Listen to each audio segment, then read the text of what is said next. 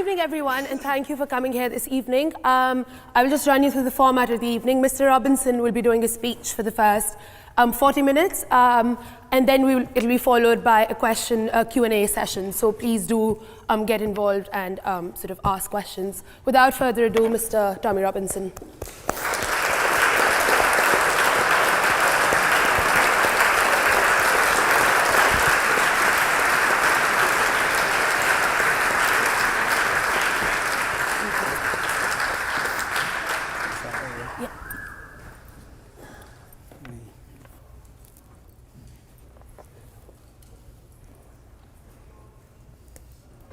Hey, first of all, I'd like to say it's a privilege and honour to be standing here today.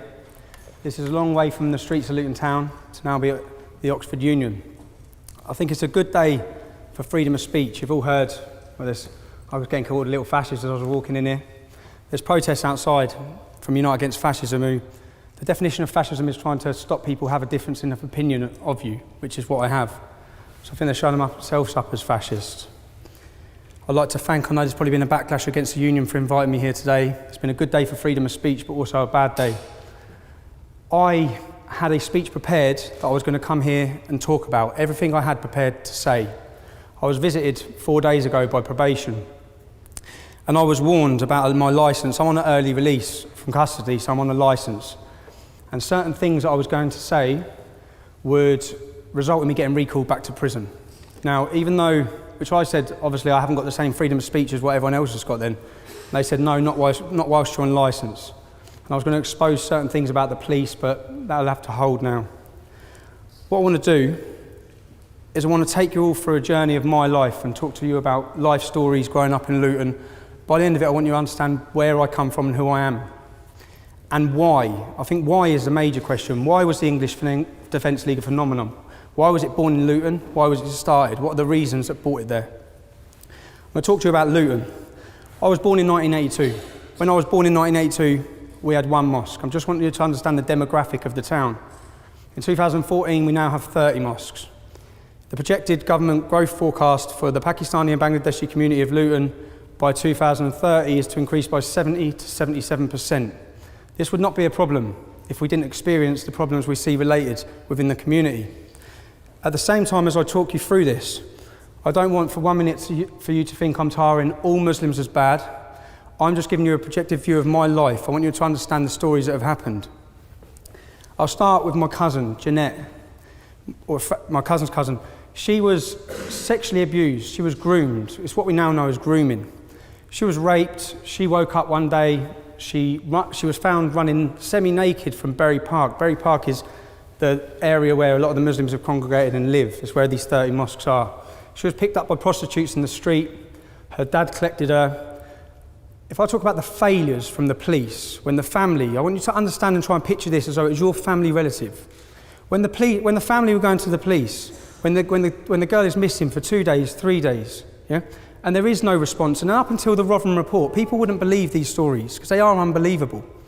They would say she's a drug addict because in the end she was a drug addict because she was hooked on heroin that they were giving to her. She would climb out of the bedroom window to get back to them for her fix.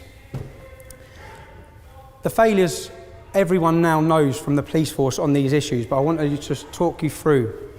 When I was at school, the high school I went to, you had the Muslim playground and you had the non-Muslim playground. That's the same in pretty much every school in Luton. It wasn't divided through racial lines, it's divided through religious lines. We didn't cause that division. My friend at school, I was seeing a girl called Charlotte. She's from a lovely Irish family. And I was 12 years old, and my friend Razwan was seeing her friend Lisa. And I can remember Lisa phoning up Charlotte hysterical because Razwan's family had all gone up to Lisa's house to threaten the family to say that they couldn't see or speak to each other. As a 12-year-old boy, this was a light bulb moment for me to think, what is this about? There was another boy around the corner from where I live called Jamie. He fell in love with an Asian girl at school. He got violently attacked for that. When they went to sixth form, Luton sixth form is the main sixth form in Luton Town. I could have gone to sixth form. I got 11 GCSEs, I've got an A in maths, 5 Bs, 5 Cs. As a young English lad in the town, to go to that sixth form, I have to be prepared to look at the ground. And I'm not prepared to look at the ground. That's because there were Pakistani Muslim gangs in that sixth form, extremists in that sixth form. Now, They went to Jamie went to sixth form. His girlfriend went to sixth form, who he's in love with. They couldn't even acknowledge that they knew each other, okay, because of the fear of what would happen. I had another friend, John English, on a night out. I'm just taking you through stories. John English, his girlfriend's name was Akvinder. She was a Sikh actually, but she was from Letchworth. But we were out on a night out in Luton Town, and these Muslim lads just come over and spat straight in her face. So these are incidents, and I'm not saying it's all Muslims. I'm just talking, saying there are problems. I've seen them, okay, growing up through Luton, and I'm asking that you all try and envisage yourself, take yourself out of where you've grown up. Many of you may have grown up in working class communities and towns, but try and see it. We talk about racial abuse. I don't know how many people have been a victim of racial abuse. I was a victim of racial abuse at the age of 12 when I was attacked on the way home from a swimming pool by a Pakistani gang. I was called a white pig. My friend had his hat taken off him, we were spat in our face and slapped. Another incident, twice in one night, walking to the under-18s nightclub. Whilst I'm talking about racial abuse, I'll talk about Mark Sharp. Mark Sharp was murdered in 1995. Any of you can Google this murder, yeah? He was my uncle's friend and his son was my age. He was going to get a takeaway. He was in his car, a van. He was going to get a takeaway when a car braked in front of him. He swerved around it and he gave a hand gesture. He was followed. He didn't know he was being followed. 4 Muslim Pakistanis were in the car. They phoned for reinforcements. More come. He was not aware of this. When he got outside the kebab shop, he come out, his son's with him. They beat him.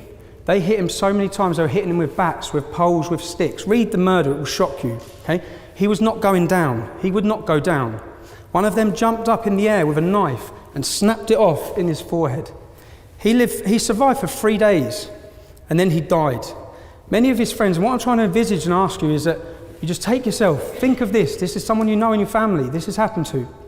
The judge in court said, you can take, if you wish to a verdict of manslaughter, you can take into account the fact that he aggravated them enough to make a young Asian male act in this way. They got 4 years in prison for that, if you want to talk about justice. That's not justice. They were out within 2 years in the town of Luton Town. Most of the people in Newmark and his friends left Luton after that incident. I could stand here all day and talk about other incidents that have gone on. I'm going to show you a video now. I'll ask you to watch. A series of attacks on the homes of elderly people in Luton are racially motivated. The victims fear the aim is to force them to sit up and move out. This is the latest attack, a beer keg thrown through the window of a 74-year-old great-grandmother in the middle of the night. It's the 3rd time it's happened. The last was on Christmas Eve.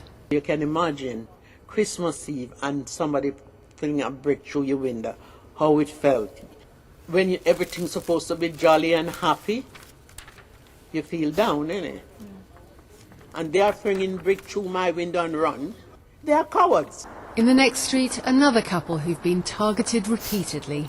At night time, I personally can't sleep. And you don't know what next they will do.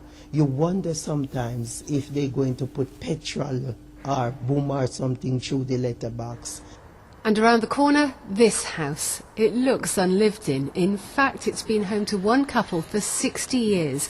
Now so terrorised, they won't take down the boards. Because it always happened between about 1 and 4 o'clock in the morning. And you were really worried, sick, wondering what was going to happen next. Because they weren't just little bits of stones of things. These were real house bricks and lumps of concrete that they'd thrown through the window. Meanwhile, families are doing what they can to protect themselves. I am one of the old type, determined black woman. I am not going nowhere. If they don't like me here, they can go. I'm quite happy where I am. Scared, but most of all angry, they're not moving. Now, again, maybe take it to the community you live in. You know these people, because I know the Palmers and I know the Howards, yeah? You can imagine eruptions these sort of incidents cause in your community. There was actually 30 people's houses that were attacked at these times. There was 88 attacks before the police acted. The way we see, what we're seeing in the Rotherham report is it shows the police inability, conspiracy with the police and different organisations, social services, where they downplayed it and suppressed it because they didn't want to be deemed as racist, yeah? So crimes went up, they facilitated the rape of a generation of kids for 20 years due to not wanting to be called racist. Similar things, when the police haven't acted, they haven't acted in towns and cities and communities like Luton for incidences like this. That's what, again, what you understand is, I know those families. I remember these times when these things were happening. And if you watch the actual video, the Howards, it was Muslims that offered them support. It was Muslims that offered them help. I'm not painting a picture. All Muslims want them to move out of that community. I'm just want you to understand there are problems in these communities. There's problems that need addressing, they need talking about, okay? Now, I want you to ask yourselves as well, do you think it's got better or worse? That was years ago. Seriously, do you think it's got better or worse? It hasn't got better, okay? I'm now going to show you a video from 6 months ago. Yeah, just talk me through. Tell me the story. Okay, well, about 5 years ago, I got rid of my car, and I became more prominent in the streets of Newham, and I started noticing people get out of things as they would pass me, or people were spitting very close to me in the streets. And after about a few months, I realised actually they're spitting at me, and I faced quite a lot of anger. I faced quite a lot of just aggression from various younger Muslims in the community, simply because I was a Jew, or rather a conspicuous Jew in the college. And one time I was cornered in the college. I was shoved into the corner, and I was made to justify the existence of Israel. Well, I've got post-traumatic stress disorder, and I experienced a lot of panic attacks. You know, so it's, yeah. You've been living under a barrage of abuse and threats and intimidation for years? Yes, 5 years now, and you know, it's been coming up for 300 incidents, attacks on me and my home, and it probably wouldn't be so bad if I knew that, you know, maybe the authorities would have my back, but unfortunately they don't. I do think every morning, you know, I'm still here, and I go to bed at night. I live today, you know. I've seen the image of your property. It's like Fort Knox now, Yeah. I mean, my friends that I had to stop my friends coming to the house because I couldn't guarantee their safety. So I never have friends at the house. I always meet my friends outside. I can't have family to live with me because it's too dangerous. I live in... See, this is 2014 in the Borough of London. 2014. Do you know what it's like to see a grown man brought to tears? Do you know how many families I meet that are brought to tears in Luton and towns like that? The reason why I'm showing you these videos, I want you to understand this is real life. This is not made up. When we're talking about issues and the reason why we're passionate about these issues, we're not making it up. And at the same time, he's the first to say the vast majority of Muslims are not involved in this in any way. But there is a problem. The reason why I met him, I've been talking to him for 5 years. A lot of people then, with the English Defence League, they don't go to the police anymore in towns like Luton. They contacted us to talk about the issues, talk about what's happening with their families, how they're feeling persecuted, etc. I went to meet him because he's moving to Israel, because he feels he has to move to Israel if he wants to be safe. His only crime is that he's Jewish and he's living within a Muslim ghetto. And now as we're talking through, we all remember September 11th. I think everyone should remember where they were on September 11th. I was at Luton Airport on my apprenticeship. I remember everything. And then I remember getting a phone call again about Luton sixth form from a friend who was at the sixth form. That's the age I was at. I was probably 18, but going back to then. Saying that Muslims were cheering and celebrating. A lot of these things may sound unbelievable. Yeah? When I then went to my local shops in my estate, I see Magnificent 19 posters across the estate, yeah? Glorifying these people. On the first anniversary we saw in my hometown of Luton, imagine this is your town where you live. You've got posters glorifying terrorism. You've got billboards. As you walk up your street, the billboards are now painted over. Anything showing a woman's flesh is covered up. This is all to fit in with Sharia. And it's from certain sections, a minority, but a dangerous minority within the town. I want to take you through and I want you to try and understand, as me growing up, the changes I'm seeing, they're not for the good, okay? They're not for freedom. So this will just show some posters. That's the covering up and billboards. The Magnificent 19 posters on a phone box. At this same time, at Icknield High School, Many of you may remember the girl who wore the full vase veil in the cab to school. Sherry Blair represented her. Yeah? When she left there, when she got kicked out of that school for doing that, she went to the school I used to go to, Putteridge. But her brother was part of Al Mujahideen, an extremist organisation. They used to protest outside the school all the time, this Icknield High School. They then had, at the same time, every year, they're outside the school handing out leaflets saying Christmas is a sin. Children are just trying to go to school, trying to paint a picture that things are going on across the town at this time. Now, what I'll show you now, this is a newspaper article. If you want to take one of them and pass them around, people can read them themselves. This, I feel, is very important. I think it's very important to show you where we were at in a town. This newspaper article is from September 2004. We're going back 10 years, okay? I was 21 years old. Anti-terror rally. I organised this rally when I was 21 years old. I made these leaflets, okay? This will show you that the English Defence League may have been born in 2009. There's a reason. There's a history behind it. When the Beslan massacre, remember the Beslan massacre? The school children were lined up and murdered by Chechen terrorists. They killed loads of kids in front of their parents. I remember watching that. And then I remember watching an interview of a Muslim from Luton. His name's Saif al-Islam, it means Sword of Islam.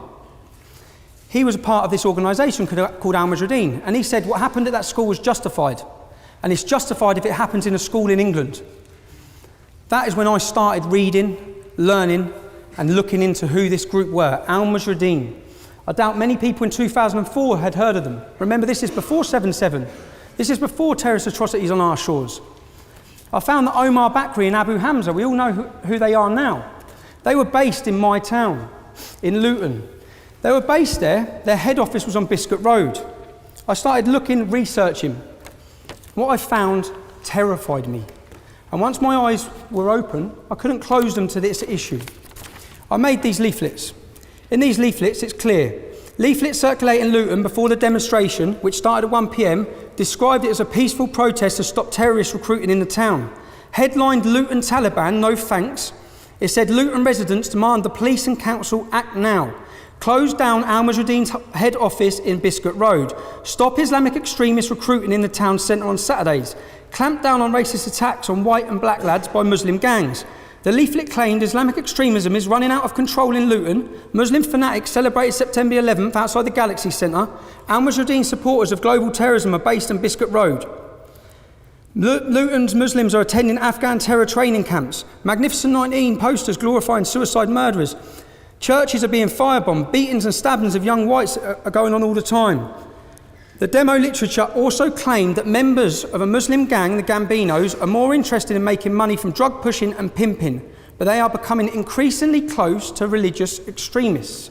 This was in 2004. If you want to research and go on Google, you will find a national newspaper run an article called Chemical Jihad, which they actually named that same gang 5 years later, saying that they are linked with Al-Qaeda.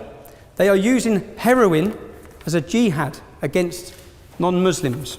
What I want you to read by that and understand by that, Al Mujahideen are ISIS. That is ISIS. That same mindset that is terrifying the world now. The Home Secretary said 4 days ago, ISIS is the biggest threat to this country in our history. Okay? That is the same threat. I may not have said it in a posh voice. I may have said it in a different way. We understood who these people were, what their thoughts were, and how dangerous this ideology was. You have to remember that this was before 7/7. 7/7, the terrorists collected their bombs in Luton. I want to bring it home to you again, this is your town. They collected them from a suspected Al-Qaeda operative called Q, who works in a chicken shop in our town centre.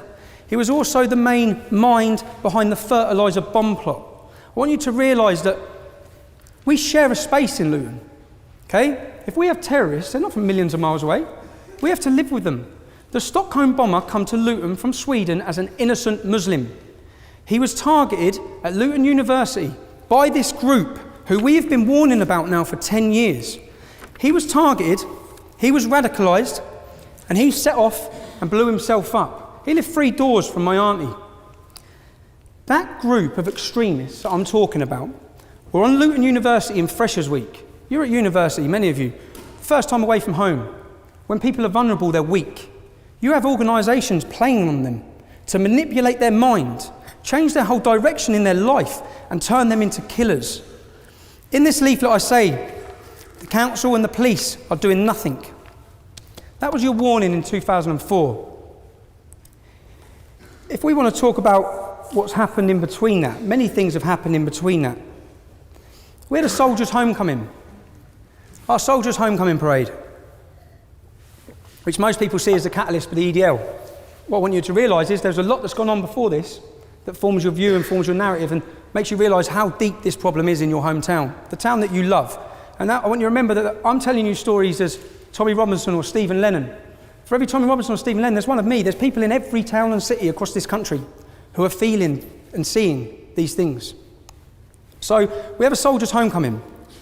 Scott Muntridge died. He's from the estate I lived in when I was younger. I was 26 years old. Michael Swain was 19, he lost his legs. Now, our soldiers are returning. I've gone to pay my respects that day because they've sacrificed that for us. As residents of Luton, they've gone there to fight for us, for our freedoms. I've gone there that day, and the first thing I've seen is a large police presence. I've then seen Saif al-Islam. I've seen groups of Muslim extremists around the town. I've seen 30 women together in burqas. It's quite a sight. But all of these things, I thought, what's going on? And then I saw this group of protesters, a group of Muslims, taken through my town hall. They were taken through my town hall, and then the soldiers marched past. They were called baby killers, murderers, rapists, butchers of Basras. They spat in the lad's face, one of the soldiers' mum's faces, okay? Now, it wasn't this group done this, because bearing in mind, we know this group. I've looked into this group. I understand their hate. I understand where it's coming from. One of them, that group, the main ginger one, big ginger one with a big beard, he's a convert called Roger. Now calls himself Ibrahim. I used to hang around with him when I was younger. One of the other lads in the group, 2 years above me at school. This is not a million miles away from us. We get it. Yeah? It was the fact that they were allowed to do it. The police facilitated them in doing it. The council knew they were going to do it. They leafleted every mosque in the town, telling them they were going to do it. Intelligence showed that 360 Muslims were arrested attempting to come into Luton that morning. 360. 70% of their births were in countries outside of the UK. What we saw was an attack on our armed forces. And I want to ask you, what would you have done? That's your town, okay? What would you have done at that time? Because I contacted the council. I set up a website called Save Luton. I documented that all the continuing things that this group have done in our town. I explained that when Jews were remembering the Holocaust outside our town hall, they had to barricade themselves and lock themselves inside the town hall because this group of large Muslim fanaticals were trying to attack them.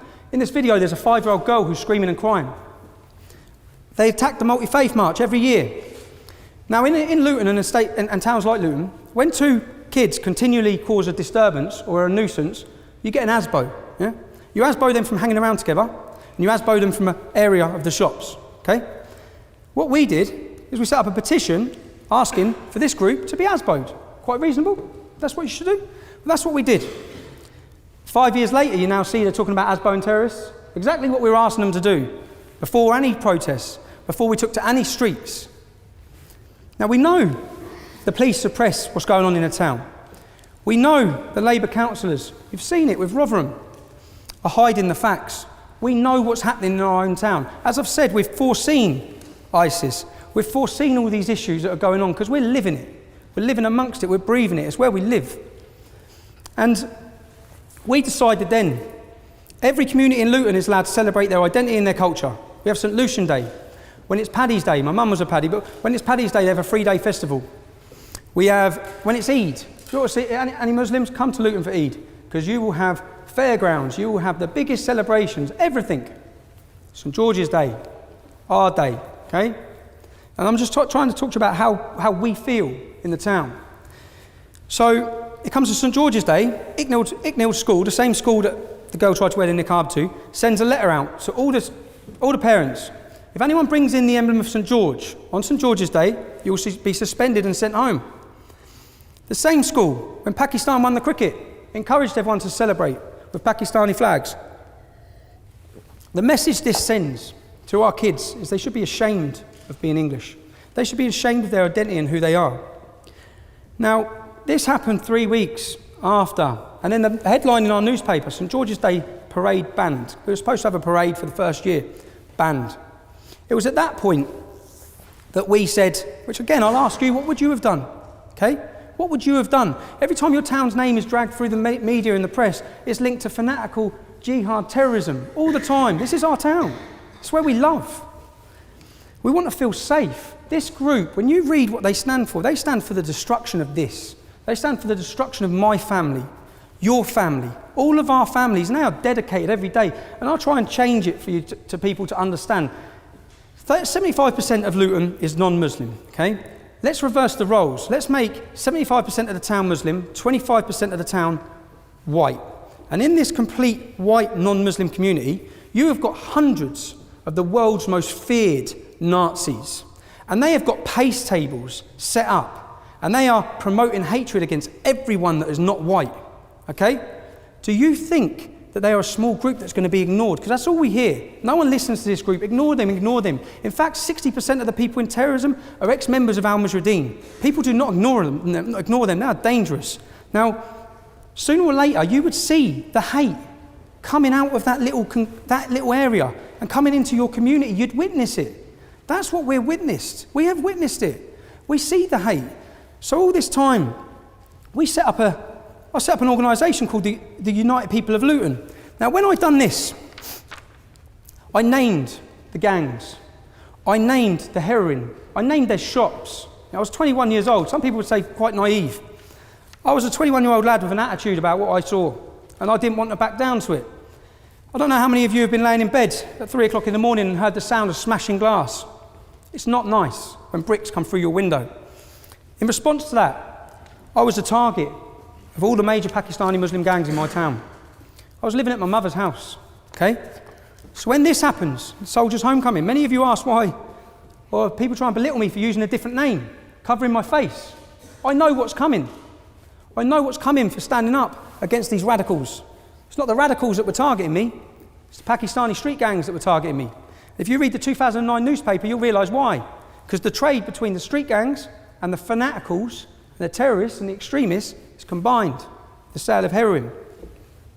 Now, we set up a group called UPL.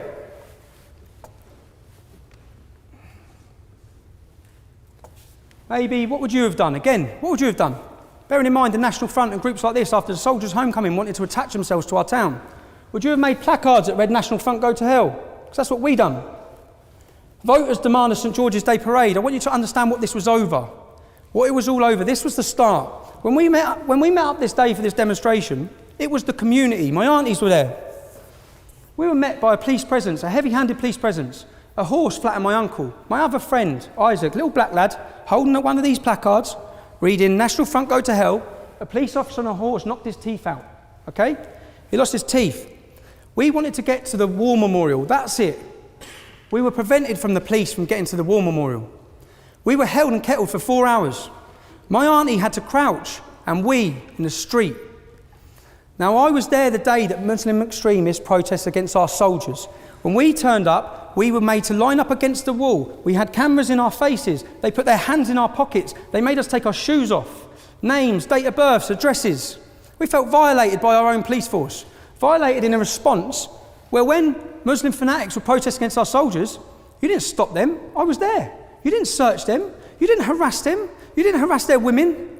But you have us. So this now become about what we saw as oppression. We saw a two-tier policing system which we live under. Where there is an Islamic community, and it's maybe not the fault of the Islamic community, but where there is an Islamic community, the police tiptoe around certain issues. We've seen it. You've read it with the Rotherham report. In that Rotherham report, you will read incidences where 2 fathers went to get their daughters back because their daughters were in a house being raped by Muslim men. When they went to get their daughters back, the police arrested the fathers. There was 5 Muslim men sexually abusing an 11-year-old child in a derelict house. The police turned up and arrested the child for being drunk and disorderly. These sort of stories could sound unbelievable, but they're real. And you need to understand that these stories are happening across the board in towns and cities. You need a report for Rotherham, get a report for every town and city in the country, because it's going on. So we had our UPL protest.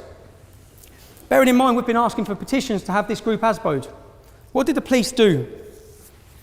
After our first UPL protest, the police come to 14 of our houses. My mum's was one of them. I wasn't there. The other 13 people who were arrested were given bail conditions not to enter the town centre 7 days a week, 24 hours a day for 3 months. So we wanted these extremist radicals banned from our town.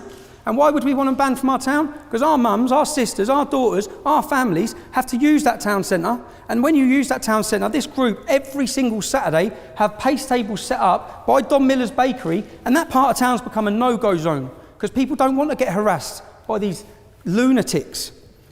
So we've had our first demonstration. They've given us bail conditions. That's when people would have seen our second demonstration, people are wearing balaclavas. I bought those balaclavas and I'll explain why. I gave everyone the balaclavas because the 14 people who have been given bail conditions not to enter the town centre, all we wanted to do was walk through our own town, get to our war memorial and show that the people of Luton support our armed forces. That's all we wanted to do. If the police would not have prevented us on the first demonstration, we wouldn't have had the second one, it wouldn't have progressed, and you wouldn't have seen the English Defence League. That's the reality of it. But the reality is, something like the English Defence League was always going to happen because there's these feelings, it's been suppressed, these things, this anger. So we're looking at this group, Al Mujahideen, who have protested against our soldiers. I know their history. I then look and see that they're doing an Islamic roadshow across Britain. They're visiting every town and city. I think this, by now, at what stage do you draw a line? At what stage do you do something? They attack your soldiers. What's next? A soldier's funeral. We've seen the progression. Attack your soldiers, set fire to poppies, cut your heads off. We've all seen what's happened. So in Luton, I ask you, what would you have done? When this is going on in your town and the police are not doing anything, no one's stopping this group, they're radicalising, they're converting, their numbers are growing every year. At what stage do you say enough is enough? We have to highlight and tackle this group. I'm now going to show you why the UPL become the EDL.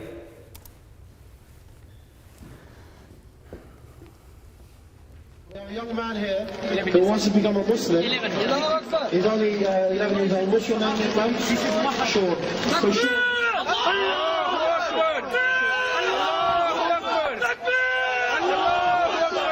Pause. Sean here is going to become a Muslim. Going to repeat after me. Ashhadu an la ilaha illallah.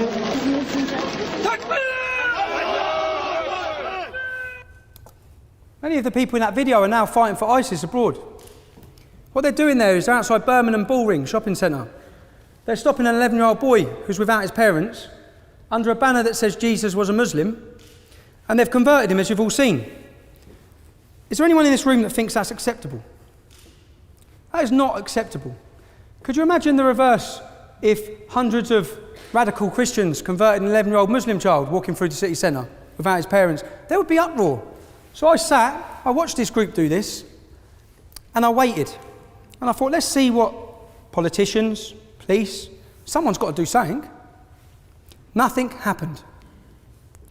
Then, as a group of lads from Luton Town, we decided to leave Luton and go to the Bullring in Birmingham with placards that read, "What about Sean's rights?" Sean was 11 years old. We had placards that read, "Muslim, no problem, extremist Muslim, big problem." We had one demonstration, no press reports, no media. We put it online. We decided to go back because we still felt people need to talk about this. This Islamic Roadshow had more dates going around the country. This has to be stopped.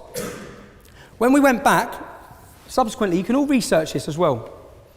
We were locked in a pub for 4 hours. When we come out, they put us on coaches to get us out of the city centre. We didn't know why. As they drove us out, I saw debris everywhere. Bricks, bottles, everything had been smashed up. Muslim youth, Pakistani Muslim youth, had been rioting for hours. Little did we know that Salma Yaqub, a politician, had riled a crowd with a clenched fist where she said, "We must smash the BNP, we must smash the BNP." Muslims then run through the streets, attacking non-Muslims. It later turned out that the local imam had told the Muslim youth to come out and confront us. We was only against Anjem Chowdhury's group at this stage, okay? Who was coming out to attack us? Mainstream politicians. When we went to Birmingham, there were Nazis that turned up. There were Dr. Martins And to us from Luton, anyone know Luton is a multicultural town, a very multicultural town. You won't find a Nazi in Luton, you can't find one. We've never had racial tensions, we have religious tensions. So for me, we've gone up there to highlight this issue, come under attack from everywhere. I'd ask, what would you do in response to Nazis turning up on the streets with you? A message to Anjem Chowdhury. We, the English Defence League, we will contest your kind as our forefathers did. At this stage, not really much of a mention of Islam, because we're opposing Anjem Chowdhury and his group. That's it. That's our tactics. Now we have Nazis on the streets. We need to let them know they're not welcome. On the first Birmingham demo, 5 Nazis were got put on the coach with us. One of them gave a Hitler salute as he got on. It kicked off when he got to the top of that coach with Luton's lads, yeah? So you have to realise, which I'll show you a video in a minute, where all his friends are talking about this fight that incurred, yeah? And it's a fight that incurred because we don't tolerate that. We would not tolerate that extremism coming from our community, but we see it tolerated in many communities. Now, when we set fire to swastika, not many other groups have done that. Not many other groups have really put it on Nazis. When this happened, I had a phone call from a man called Nazi Nick, a German. You can all Google him, yeah? I had a phone call and I was told to hand over the control of the English Defence League, hand over the websites, hand over this. I didn't know who he was. I told him in no uncertain terms that it was not going to happen. We had an argument on the phone. I'd highlighted myself to some of the world's most feared Nazis. I didn't know who this man was. Only later, my friends, when I was telling him about this Nazi Nick, some fella from Germany, he said, "Do you know who he is?" I said, "No." He said, "He tried to overthrow the South African government." That's when I thought, damn, well, I just put it on him. And from that, you can see this. I don't know if you want to read that. It says, English Defence League, since the formation of your organisation, your alliance with external enemies, the Zionists, you have blinded the disgruntled youth of today with your bastardised concept of nationalism. Our concept of nationalism was anyone is welcome to it. White, black, anyone, Muslim, Christian. If you're proud to be English, you're proud of the laws in this country, you're proud of our freedom, you are welcome. You have attacked lone white nationalists. They wasn't on their own, but this is on about Birmingham. See, the press would not tell you that when there's trouble at the demonstrations in the early days, it's us outrooting the extremists. You have burned our swastika from the EDL and the 10. Anyway, I'll carry it on in a minute. You'll see. It's quite awkward viewing, but. EDL's come into operation. They was given it on the streets. EDL.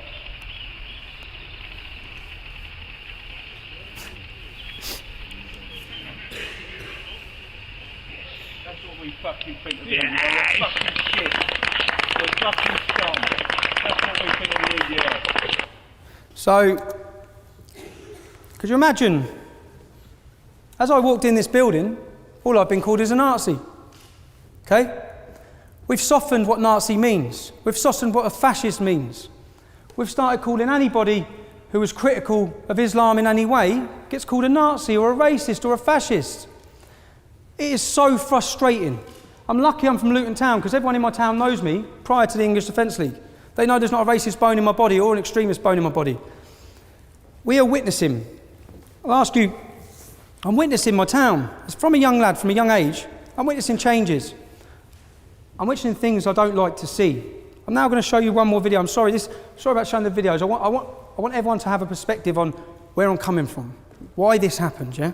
Why it spread the way it did, why it was a phenomenon, which it was. It spread across Europe. People were too scared to talk about this issue, okay? There's not much that's good that's come from this for my family or for myself, but this had to happen. Certain things had to be said.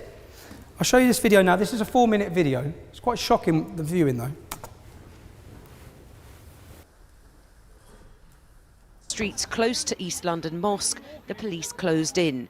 But it was a scuffle with 2 men that brought things to a head. One in a blue shirt, the other in a red jacket, told them they weren't wanted in the area. As a police officer filmed proceedings, Kevin Carroll claimed he was punched and then he appeared to retaliate. Tommy Robinson looked on from the sidelines. Tommy Robinson bottled it.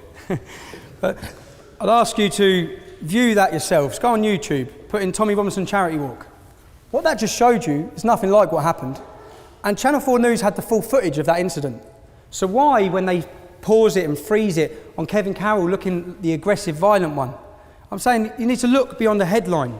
Most of you may judge me on headlines. None of you obviously know me. I get judged a lot on headlines. I'll show you another headline. On Armistice Day, Remembrance Sunday.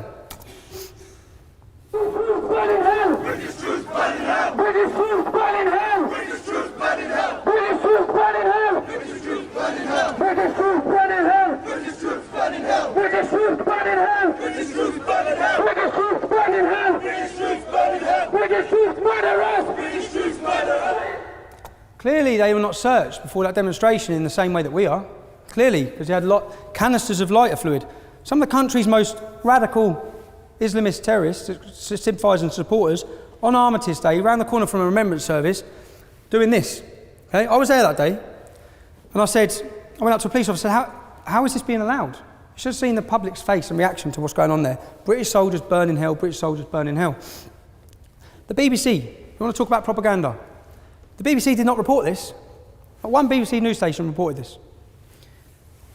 I was arrested at this demonstration. I'll show you what I was arrested for. I was arrested for assaulting a police officer. And you'll watch the video, which the police did not know I had a video of. You can see the video here. Substantial police presence was needed at a protest in Kensington. A group calling itself Muslims Against Crusades was faced with a counter-demonstration by the English Defence League. A police officer needed hospital treatment for a head injury, though it wasn't serious. The police later gave the Muslim protesters an escort through a local tube station. A black flag that I grabbed, we all now know to be symbolic of ISIS. At that time, it's the black flag of jihad. It's what these radicals, if you see anyone get their head cut off, it's behind that black flag. So I jumped over a fence, I saw a crime that was being committed on our streets, burning of poppies. Police were allowing it again, so I made a decision to try and prevent them. I was arrested for assaulting a police officer. When I get out, guess what headline went across the BBC? Not just in Bedfordshire, it went Hertfordshire, Buckinghamshire, Oxfordshire. It went everywhere. EDL leader arrested for assaulting police officer. Okay? That's the propaganda. When I was taken to court for that, I was given, when I produced that video, if I didn't have that footage, you'd all be talking about you'd all know of another conviction I'd have. And it would be for assaulting a police officer. Because that's what the officer said I'd done, I attacked him. You saw I didn't, yeah? So that's what, most people, you judge on headlines. I'm asking that you look beyond the headline. There's usually a different story to what's gone on a lot of the time. I was subsequently taken to court for that. When I produced the video, charges were dropped. They come back to my house 8 weeks later and re-arrested me again. I got charged with causing those Muslim men, I caused them alarm and distress. I intended to cause them alarm and distress. They were causing our entire nation alarm and distress, and they were being allowed to do so. I received a fine 7 times worse than the fine given out to them for burning our poppies. I don't want to take up too much. I could continue all day showing you unfair treatment, which you have to understand when you're talking about tensions or community cohesion, all these sort of issues. If you want to talk about community cohesion, you've got 1,400 girls in Rotherham that have been sexually abused and raped.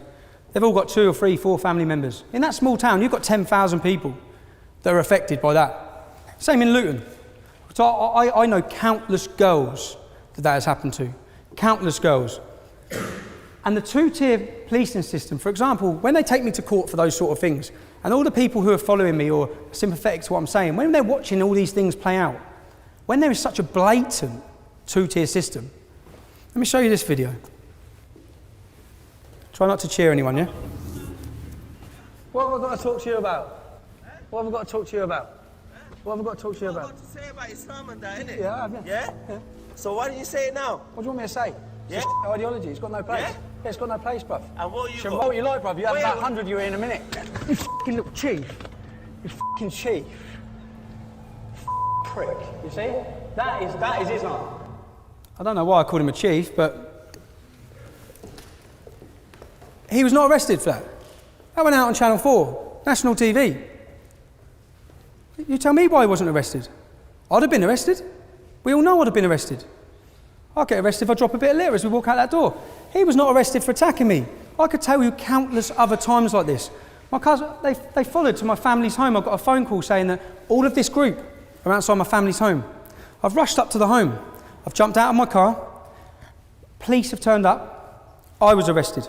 My uncle was arrested. My cousin was arrested. 20 Muslims outside our house. Yeah?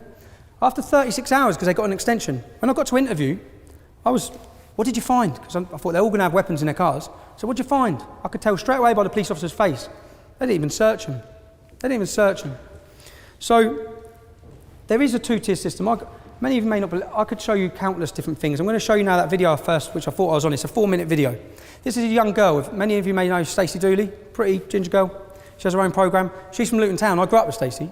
So when Stacey come back, she's obviously come back to experience what's gone on. She left Luton 8-9 years ago. She's done quite well for herself. I'm Stacey Dooley, and this is Luton, where I was born. I went to school here. I even worked at the airport, and then I moved away. But now I'm coming home to find out if it's true that Muslim extremists are taking over my town. It didn't take long to witness firsthand the extremism I'd been hearing about.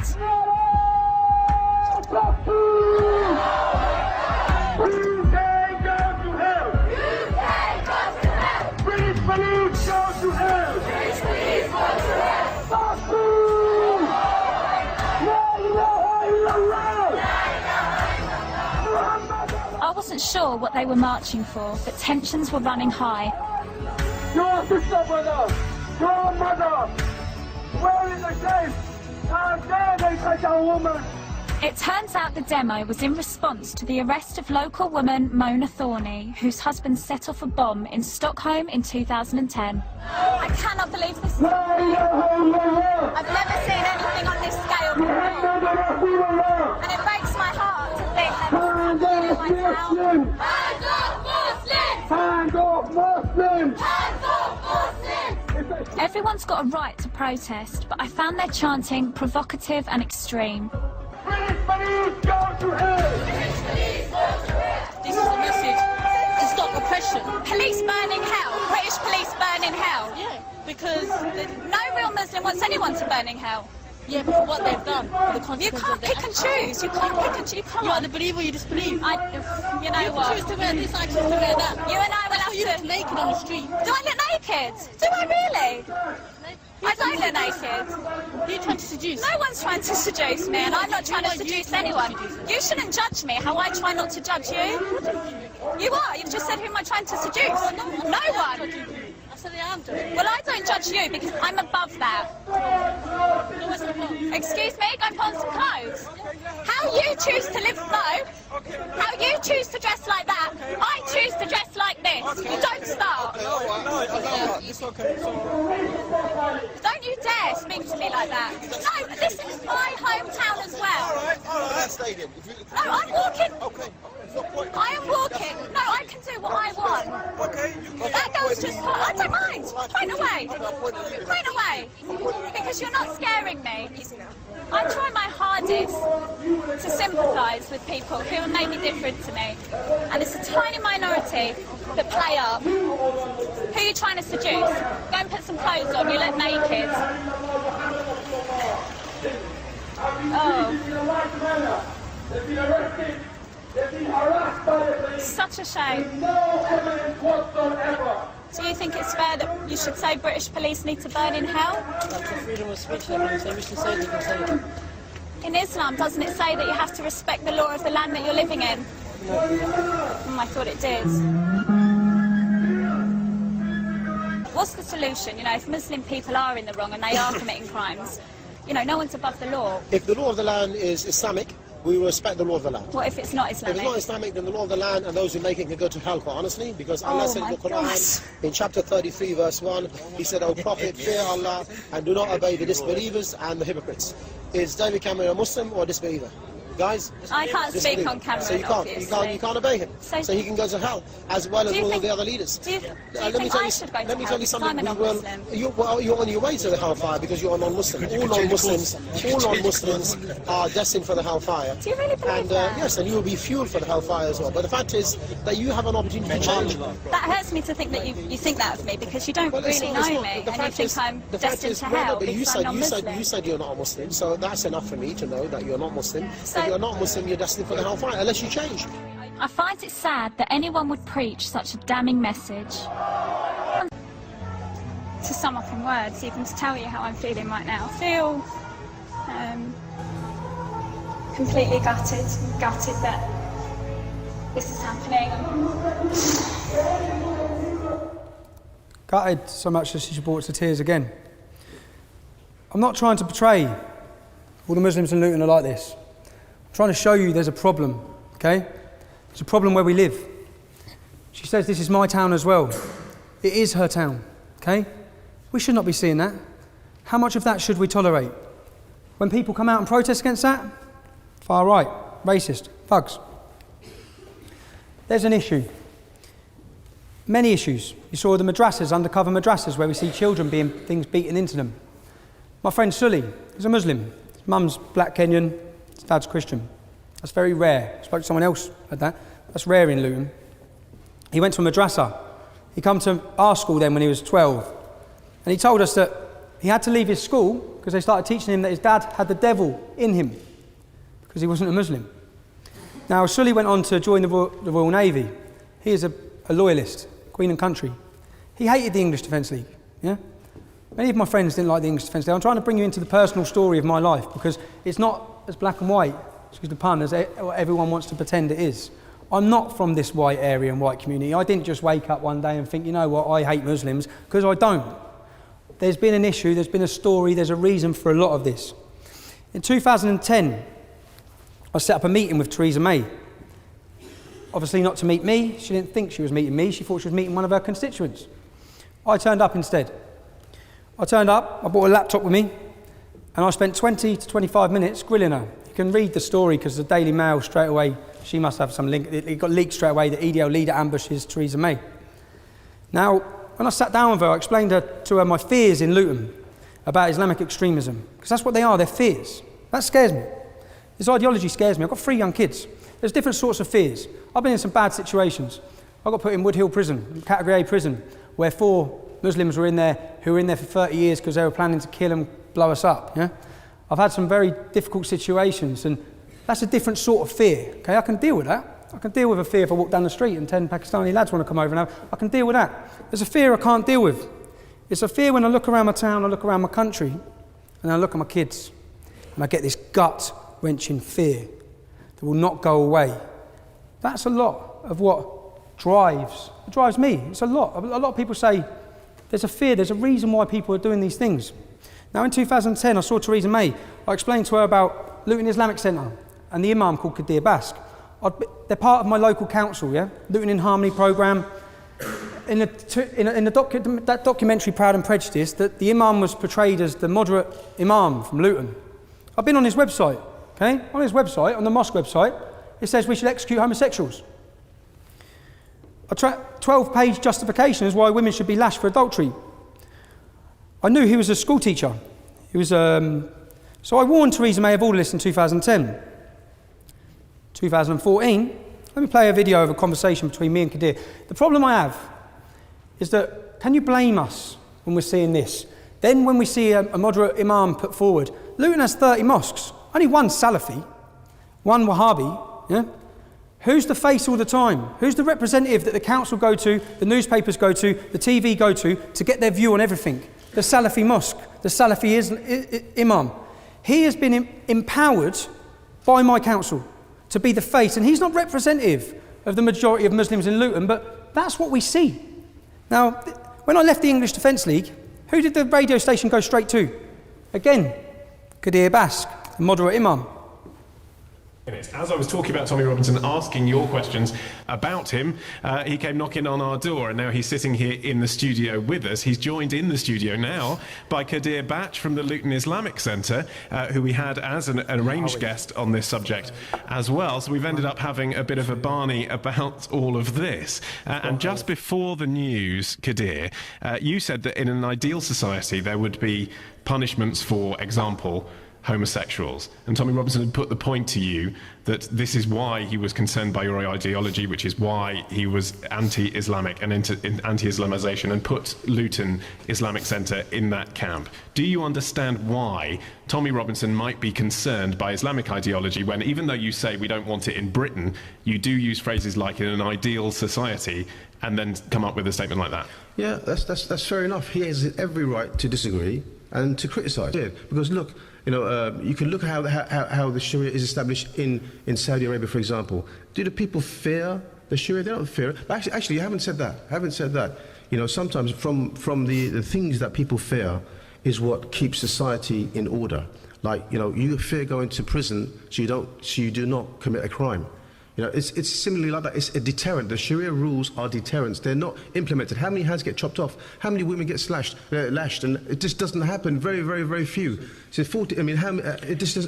Okay. In an ideal Islamic society, these laws do not get implemented. They're just deterrents. Okay. Final question for Mr. Robinson. Then we have some calls, and I want you to talk to our listeners. What Kadir's saying is that gays should be too scared to be gay.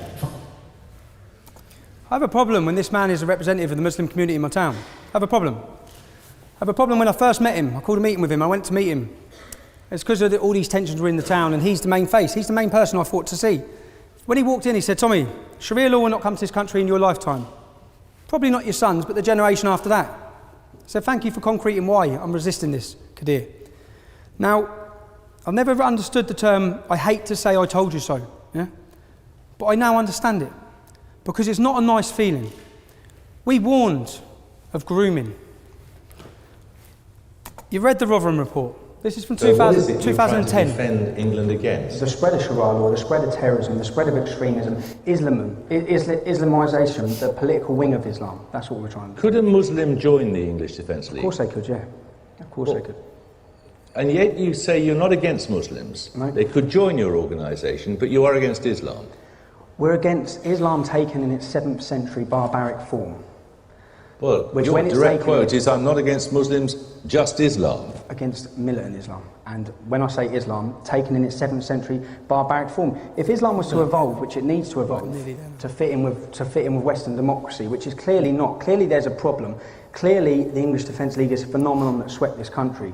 And with the issues I'm talking about, Jeremy, if I ask you, do you know anyone that's hooked on heroin sold to them by Muslim gangs? You probably don't. I do. Do you know any beautiful girls that you went to school with that are now wearing a burqa that don't see their family? Probably don't. I do. Do you know anyone who's been murdered by a Muslim gang? You probably don't. I do. Do you know any 15-year-old girls that you know that you've grown up with that have been raped or pimped? You don't. So I don't expect you to understand the issues. These are all personal issues of yours. Personal issues in towns and cities like mine that are happening, and they're not happening with the Sikh community, they're not happening with the Jewish community. And indeed, they're not happening with most Muslims. No, they're happening within the Islamic community. That's what I'm saying, that it's an Islamic problem. And when I'm just a simple person, so I'm just a normal person, but when I'm looking at, I have to look for where this hatred is coming from. And talking about these girls like they're statistics.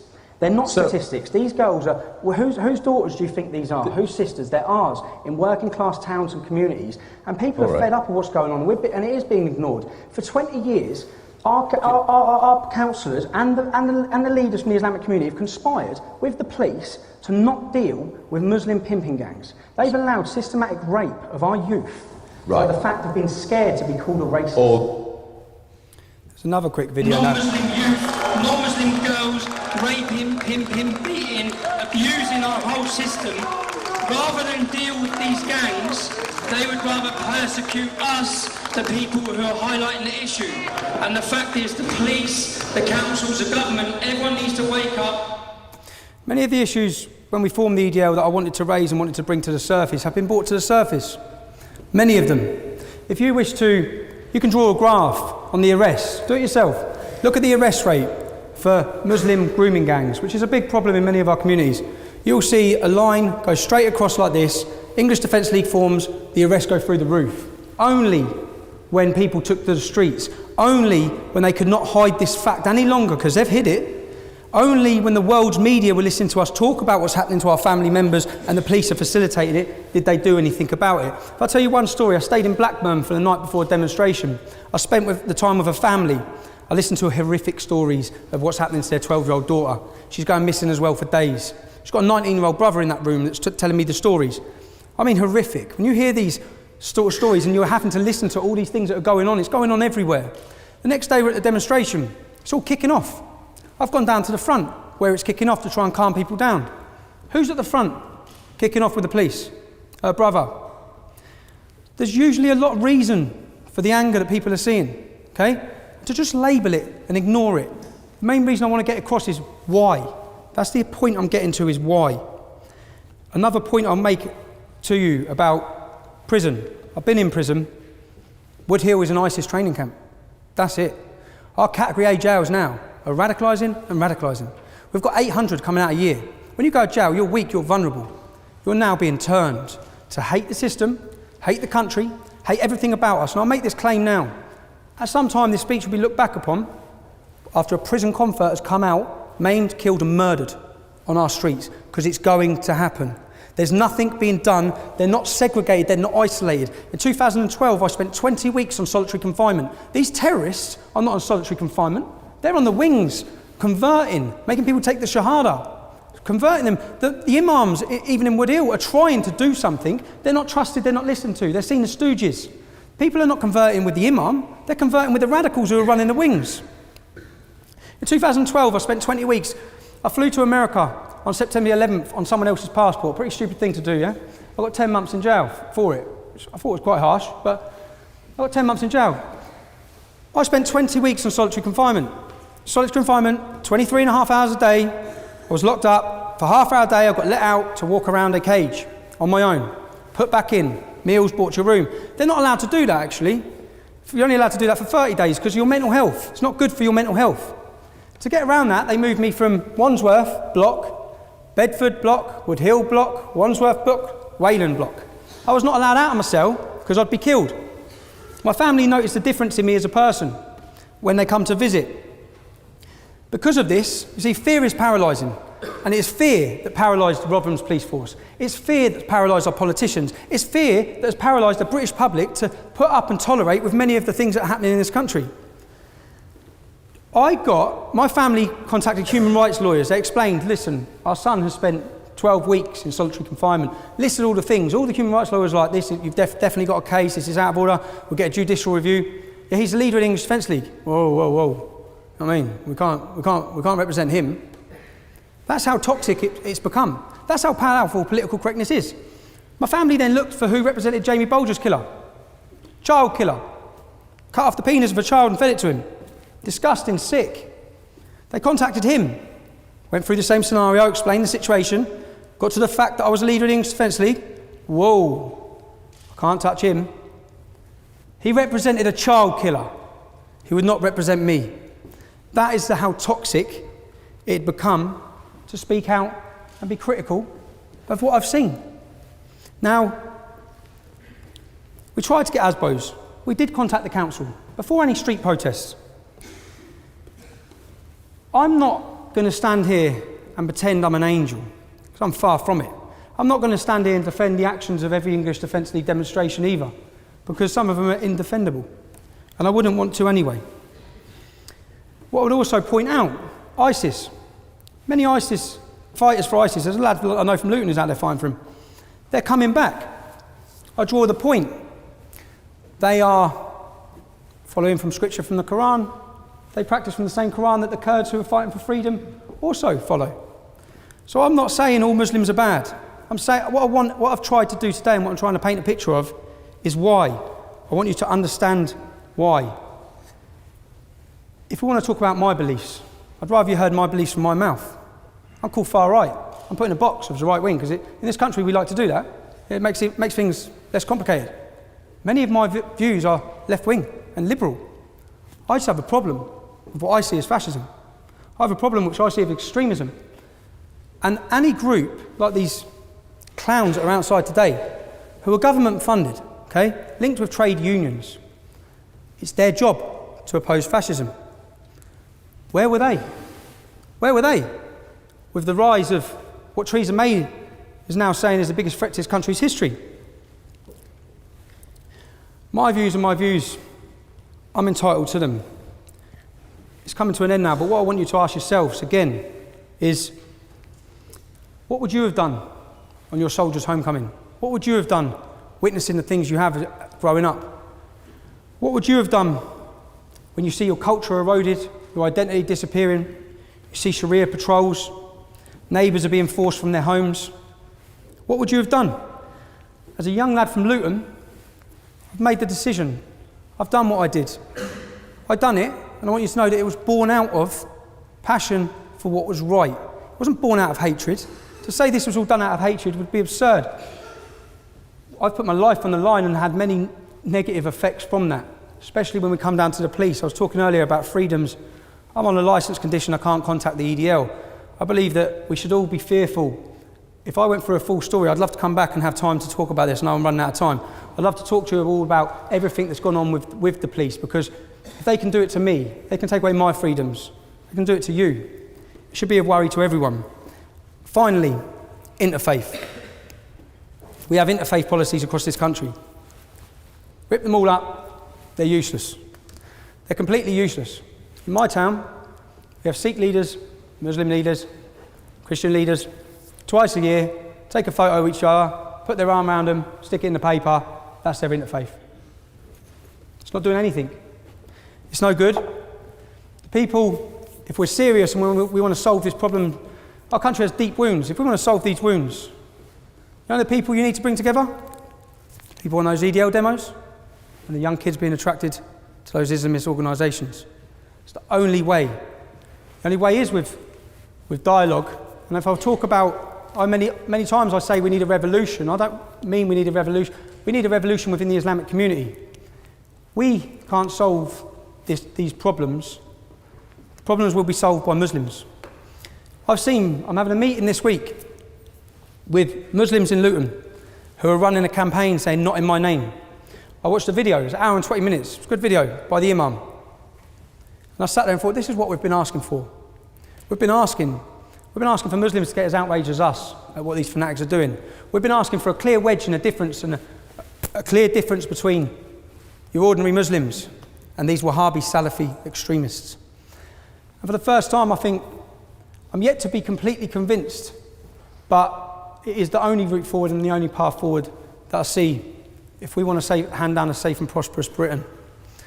I'd like to thank you again. I hope it's given you a better insight. Some of you may still hate me, but I'd like to give a better insight into who I am, where I've come from, the reasoning behind the formation of the English Defence League. Obviously, I've left the English Defence League now, and I'll try as best I can to answer any of your questions. I wish I could stand here and speak freely, but there's certain topics I can't really branch into because I will be recalled to prison. I have 3 young, beautiful children.